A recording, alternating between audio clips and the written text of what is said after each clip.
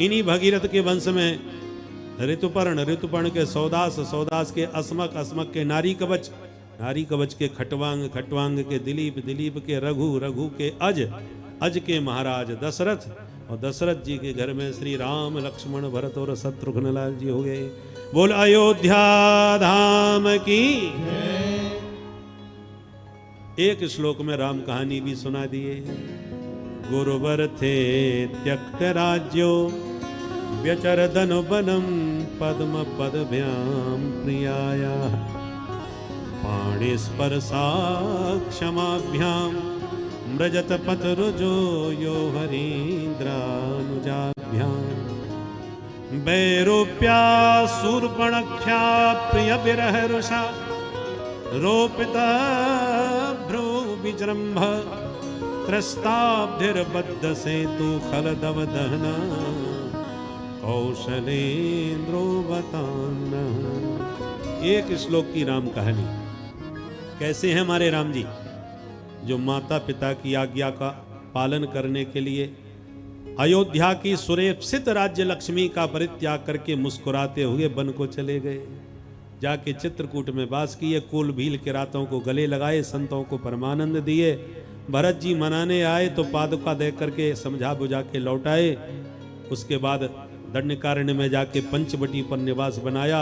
सुपनखा आई तो नकटी करके भगाई। उसने भैया खरदूषण को अपनी व्यथा सुनाई।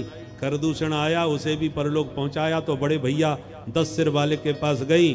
10 खोपड़ी वाला बुद्धिमान था, वो समझ गया कोई सामान्य नहीं हो सकता खरदूषण को मारने वाला, इसलिए उसने मामा मारीच को मृग बना करके भेजा और उसके छल से, उसकी सहायता से दशानन किशोरी जी का हरण करके ले गया। पर राम जी बहुत विलाप किए। किस लिए? कि जानकी ने जीवन में एक वस्तु मांगी, वो भी मैं दे नहीं सका। जिसने अपना संपूर्ण जीवन मुझे दिया, आज एक वस्तु भी मैं उसके मन की नहीं दे सका। क्या मांगा था? बोले सोने का मृग मांगा था। पर जो मांगा था वो डुप्लीकेट सोने का मृग निकला, तो मैं असली सोने का मृग कहां से लाऊं? और वचन दिया है तो दूंगा जरूर। और खोजते खोजते एक दिन सोने का मृग मिल ही गया। कौन मिल गया? अतुलित बलधामम स्वर्ण शैलाभदेहम। अनंत बलवंत हनुमंत लाल जी से भेंट हो गई। और बानरों को भी मृग कहा जाता है। हनुमान जी भी शाखा मृग हैं सोने के।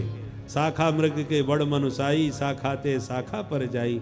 तो शाखा मृग स्वरूप हनुमंत लाल जी का दर्शन होगा तो राम जी प्रसन्न हो गए। ये बिल्कुल खरा सोने का मृग है, इसको जरूर भेंट करूंगा जानकी जी को। तो राम जी ने अपनी स्वर्ण मुद्रिका दे करके स्वर्ण शैलाभ दे हमको स्वर्णपुरी नगरी लंका में भेज दिए। चारों तरफ सोना ही सोना। पर जब हनुमंत लाल जी ने माता जानकी जी से परिचय दिया तो जानकी जी घबराई।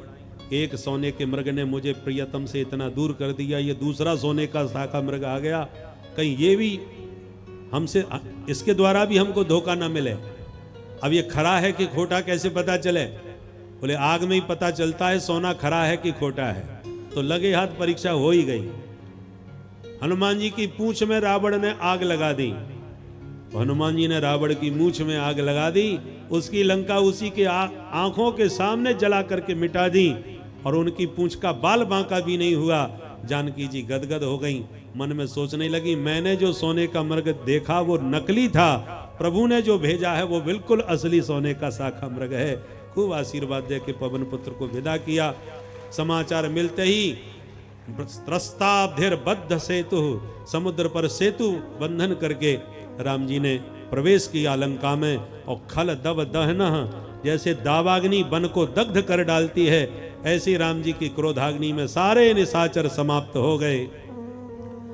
और अंत में शरण में आए विभीषण को लंका सौंपकर जानकी जी को पुनः प्राप्त करके भगवान पुष्पकारूढ़ होकर के लौट के अवध में आए। और 14 वर्ष के वनवास के बाद पुनः अयोध्या के अवधेश बने। ऐसे प्रभु के पाद पद्मों में बारंबार प्रणाम है। बोल राजा रामचंद्र भगवान की जय। अब ये सूत्रात्मक राम कहानी हो गई। अब आइए मिलकर के, कल राम जी का जन्म दिवस है, इसलिए एक बार हम लोग राम जी का स्तवन एक समवेत स्वर में सब मिल करके करें।